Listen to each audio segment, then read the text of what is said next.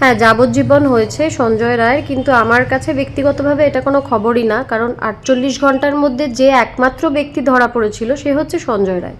কাজে একদিন না একদিন তার একটা কোনো শাস্তি হবে, এবং যে ভয়ঙ্কর অপরাধ সে করেছে সেটা নয় ফাঁসি নয় যাবজ্জীবন, কোনো একটা যে হবেই, সে ব্যাপারে আমরা সবাই নিশ্চিত ছিলাম। 48 ঘন্টা পরে কলকাতা পুলিশ ধরেছিল সঞ্জয় রায়কে। যে তিমিরে ছিলাম সেই তিমিরেই আছি। 5 মাস ধরে সিবিআই এর তরফ থেকে কি এগোলো, প্রত্যেকটি ফরেন্সিক এক্সপার্ট এখনো অবধি প্রত্যেকে, একজনও ব্যতিক্রম নেই, আমি বলছি না, তারা বলেছেন যে একজনের পক্ষে এই খুন করা সম্ভব না, 5-6 জন মিলে করা সম্ভব। তাহলে বাকিরা কোথায়? একজনের যদি যাবজ্জীবন হয়, বাকিরা বাড়িতে বসে থাকবেন? আমি তাহলে নিরাপদ কি করে? আমার আশেপাশে ঘুরে বেড়াচ্ছে না তো খুনি?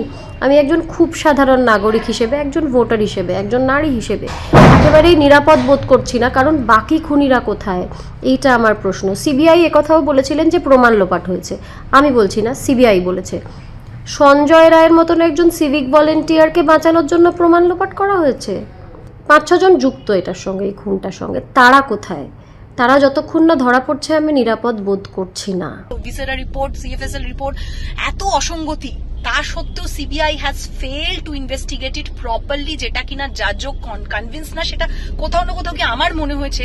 তাই এটা নিয়ে এখন ভেঙে পড়ে একদম লাভ নেই। আমাদেরকে সত্যি হাতে হাত রেখে এই যে একটা part of a larger conspiracy, এত একটা বৃহত্তর ঘটনা, এটাকে আমাদের সত্যি হায়ার কোর্টে যাই করবে না কেন, আমরা অভয়ার সাথে আছি, আমরা সবাই এক্সটেন্ডেড অভয়ার পরিবার, আমরা যেটা আছি কাকু কাকিমার পাশে, এই লড়াই চলবে। এত তাড়াতাড়ি এটা ভেঙে পড়লে আমাদের চলবে না। সঞ্জয় রায়ের যে শুধুমাত্র যাবজ্জীবন হয়েছে এটা আমরা মেনে নিতে পারছি না। এই সিস্টেমের বিরুদ্ধে, সিস্টেমের উপর আমাদের আজকে ভরসা চলে যাচ্ছে, আমরা ন্যায় বিচারের উপর ভরসা আমাদের চলে যাচ্ছে। কেন এইরকম একটা চিকিৎসক তার কর্মস্থলে এইভাবে নৃশংসভাবে খুন হওয়ার পরেও যদি তার ক্যাপিটাল পানিশমেন্ট না হয়, তাহলে কখন ক্যাপিটাল পানিশমেন্ট হবে এটা আমরা জানতে চাই। আমরা আদালতে, আমরা রাস্তায়, আমাদের আন্দোলন আরো তীব্র হবে, এইটাকে আমরা মেনে নিতে পারছি না।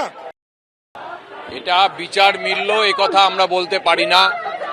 বড় জোর বলা যেতে পারে যে বিচারের একটা প্রথম ধাপ, কিন্তু আমরা এই ন্যায়ালয়ের দিকে তাকিয়ে আছি যে এই বিচারের সঞ্জয় রায়ের শাস্তি ঘোষণার সঙ্গে সঙ্গে ন্যায়ালয়ের নির্দেশের মধ্যে যেন এরকম ইঙ্গিত থাকে যে বাকি যারা এই গোটা কাণ্ড ঘটিয়েছে এবং যারা প্রমাণ লোপাট করেছে প্রত্যেকের যাতে উপযুক্ত শাস্তি এনে কাঠগড়ায় তাদেরকে দাঁড় করানো যায়, যেটা এখন বহু প্রতীক্ষিত, যার জন্য আমরা এত মানুষ এত দিন ধরে রাস্তায় রয়েছি।